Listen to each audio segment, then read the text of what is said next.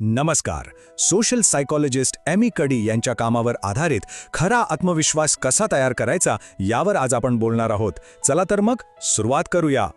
कधीकधी असं होतं ना की तयारी तर आपली पूर्ण झालेली असते, आतून आत्मविश्वासही असतो, पण ऐनवेळी म्हणजे मुलाखत असो, महत्त्वाची मीटिंग असो किंवा प्रेझेंटेशन, तेव्हा मात्र आपला आवाज कातरतो, भीती वाटायला लागते. ही एक खूपच सामान्य समस्या आहे आणि आज आपण यावरच एक उपाय शोधणार आहोत. यालाच आपण आत्मविश्वासाचा विरोधाभास म्हणू शकतो. म्हणजे तयारी तर आहे, पण शांतपणे आणि आत्मविश्वासाने स्वतःला सादर करता येत नाहीये. तर आजच्या या विश्लेषणात आपण हीच अडचण कशी दूर करायची हे पाहणार आहोत. तर यावर एमी कडी यांचा उपाय आहे प्रेझेन्स. आता प्रेझेन्स म्हणजे काय? तर कोणतंही नाटक न करता अगदी अस्सलपणे स्वतःला व्यक्त करणं. यात आपण कसे दिसतो यावर नाही, तर आपण खऱ्या अर्थाने कसे आहोत यावर लक्ष केंद्रित केलं जातं. इथे आपल्या मानसिकतेमध्ये एक छोटासा पण खूप महत्त्वाचा बदल करायचा आहे. लोक माझ्याबद्दल काय विचार करतील किंवा मी हुशार दिसलेच पाहिजे या चिंतेतून बाहेर पडून मी समोरच्या व्यक्तीला कशी मदत करू शकेन या सेवाभावाकडे वळायला हवं. यामुळे काय होतं तर भीतीची जागा आपोआप शांतता घेते. एक गोष्ट नेहमी लक्षात ठेवायला हवी, लोकांना अगदी परफेक्ट पण बनावट वाटणाऱ्या व्यक्तीपेक्षा अस्सल व्यक्ती जास्त आवडते. त्यांच्यावरच लोक जास्त विश्वास ठेवतात. जरी ती व्यक्ती थोडी नर्वस असली तरी हरकत नाही. त्यामुळे अस्सल राहण्यावरच भर द्या. चला तर आता प्रेझेन्स वाढवण्यासाठी आपल्याला काय काय करता येईल ते बघूया. आणि याची सुरुवात आपल्या मानसिकतेपासूनच होते. जेव्हा आपण आपल्या मूलभूत मूल्यांवर लक्ष केंद्रित करतो तेव्हा आपल्याला एक स्थिर आत्मविश्वास मिळतो. हा आत्मविश्वास लोकांच्या मतांवर अवलंबून नसतो आणि त्यामुळे साहजिकच भीती कमी होते. हा एक साधा, सोपा पण खूप प्रभावी व्यायाम आहे. कोणत्याही महत्त्वाच्या कामापूर्वी स्वतःला फक्त एवढाच विचारा, हे माझ्यासाठी महत्त्वाचं आहे, कारण यामुळे आपल्याला आपल्या कामामागचा उद्देश पुन्हा एकदा स्पष्ट होतो आणि आत्मविश्वास वाढतो. ही एक खूपच शक्तिशाली मानसिक युक्ती आहे बरं का.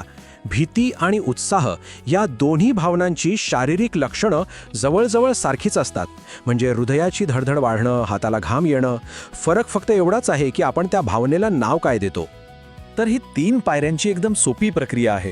जेव्हा चिंता वाटेल तेव्हा ती भावना ओळखा, तिला उत्साह हे नवीन नाव द्या आणि स्वतःला मोठ्याने सांगा, मी उत्सुक आहे.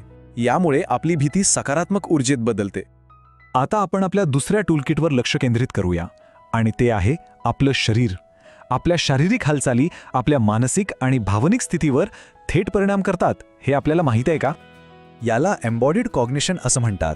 याचा अर्थ खूप सोपा आहे. आपली शारीरिक स्थिती आपल्या मेंदूला शक्तिशाली संकेत पाठवते. म्हणजे जेव्हा आपण ताठ आणि आत्मविश्वासाने उभे राहतो तेव्हा आपल्या मेंदूलाही आत्मविश्वासाचाच सिग्नल मिळतो. महत्त्वाच्या कामापूर्वी फक्त 1 मिनिटाची पावर पोज खूप मोठा फरक घडवू शकते. यामुळे तणाव कमी होतो आणि आतून आत्मविश्वासाची भावना वाढते. हो, फक्त 60 सेकंद. जेव्हा आपल्याला भीती वाटते तेव्हा नर्वस सिस्टमला शांत करण्याचा सर्वात जलद आणि प्रभावी मार्ग म्हणजे आपला श्वास. भीतीमुळे आपला आवाज थरथर कापायला लागतो, पण श्वासावर नियंत्रण मिळवून आपण यावर सहज मात करू शकतो. हे 4-6 श्वास घेण्याचे तंत्र खूप सोपे आहे आणि आपण कुठेही वापरू शकतो. फक्त 4 सेकंद श्वास आत घ्यायचा आहे आणि 6 सेकंद हळुवारपणे बाहेर सोडायचा आहे. असं फक्त 3 वेळा जरी केलं तरी खूप शांत वाटतं. चला आता या सगळ्या गोष्टींना एकत्र करून एक व्यावहारिक सवय कशी लावायची ते पाहूया. एक गोष्ट लक्षात ठेवा, प्रेझेन्स हे एक कौशल्य आहे जे सरावानेच विकसित होतं. हा 2 मिनिटांचा विधी खूप प्रभावी आहे. यात आपण शारीरिक आणि मानसिक दोन्ही साधनांचा वापर करतो. कोणतंही महत्त्वाचं काम करण्यापूर्वी हा छोटासा विधी केला तर खूप मोठा फरक पडू शकतो. तर सगळ्यात महत्त्वाचा मुद्दा हा आहे की आत्मविश्वास येण्याची वाट बघत बसायचं नाहीये. उलट छोट्या छोट्या कृती करत राहिल्यानेच हळूहळू आत्मविश्वास वाढत जातो. तर आजच्या या विश्लेषणातून लक्षात ठेवण्यासारख्या 3 मुख्य गोष्टी. पहिलं, लोकांवर प्रभाव टाकण्याऐवजी त्यांची सेवा करण्यावर लक्ष द्या.